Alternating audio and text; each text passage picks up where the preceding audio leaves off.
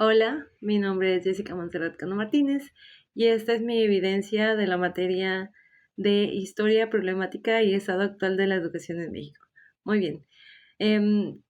Quiero comenzar diciendo que todo este tema se me hizo súper interesante, el observar cómo la educación ha tenido sus logros a través de la historia, desde 1822 hasta 1921, comenzando en el 1822 con la problemática de que la analfabetización en la república era muy grande. Entonces, muchos políticos y muchos personajes de la época buscaban combatir eso. Sin embargo, no fue la república, no fue el Estado mexicano el que se encargó de comenzar esta batalla contra la analfabetización y promover la educación, sino que fueron estas compañías conocidas como compañías lancasterianas, que posteriormente se establecerían aquí como escuelas lancasterianas y que también se encargarían de educar a los nuevos maestros o profesores para seguir promoviendo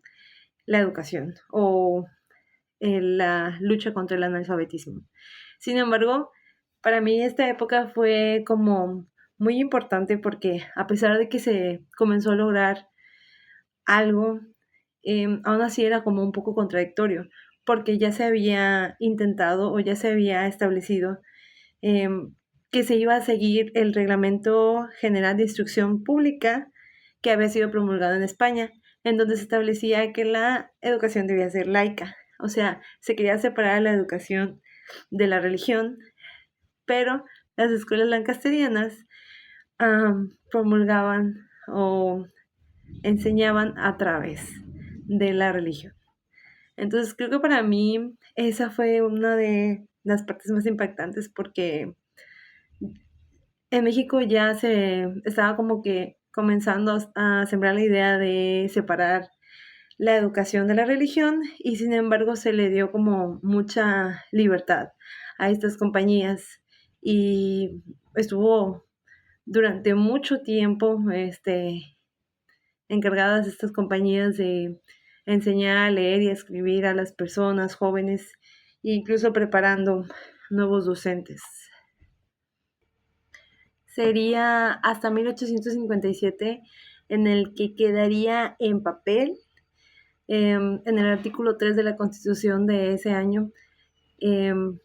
que la educación sería laica y gratuita. Entonces, a pesar de que la educación había quedado establecida de esa manera en un papel oficial, eh,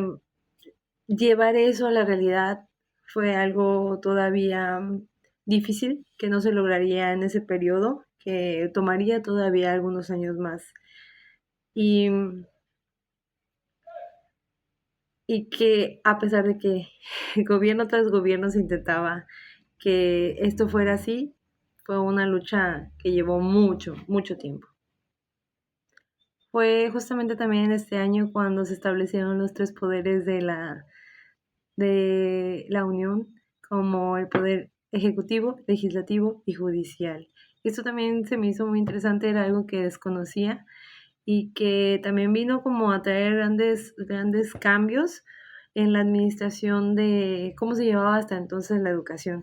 Aún así faltaban unos años más para que se establecieran organismos eh,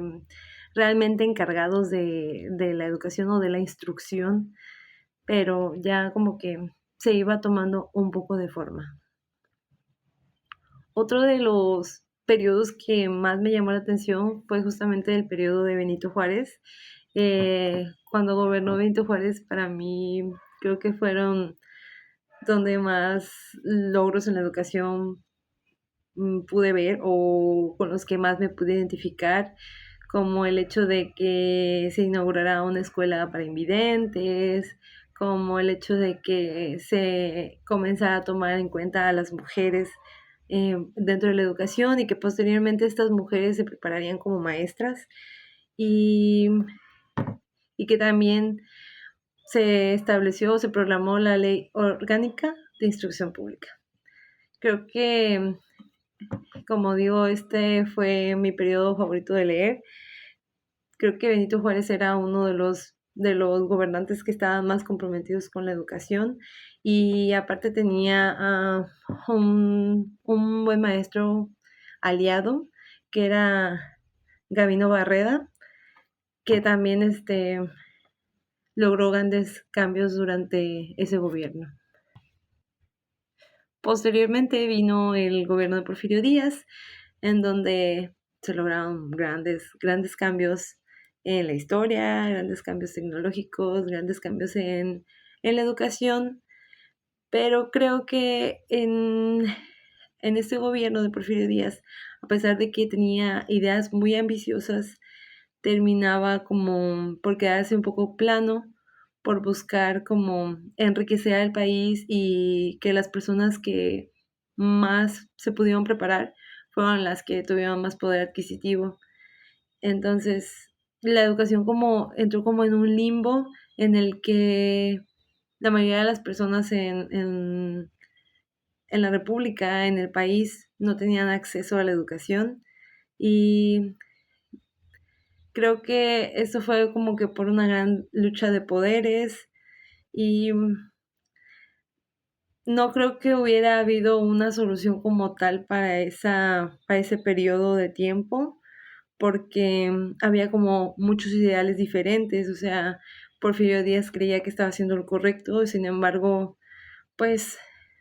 había como estas grandes diferencias en las que sí, mucha gente logró prepararse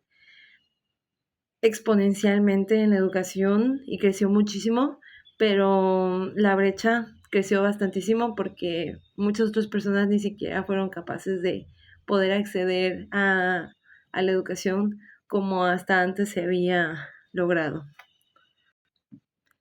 Y para terminar me gustaría mencionar un poquito del gobierno de Álvaro Obregón, que fue de 1920 a 1924. El año de 1921 como que estuvo lleno de grandes cambios. Eso me llamó mucho la atención porque aquí fue donde se creó la Secretaría de Educación Pública, que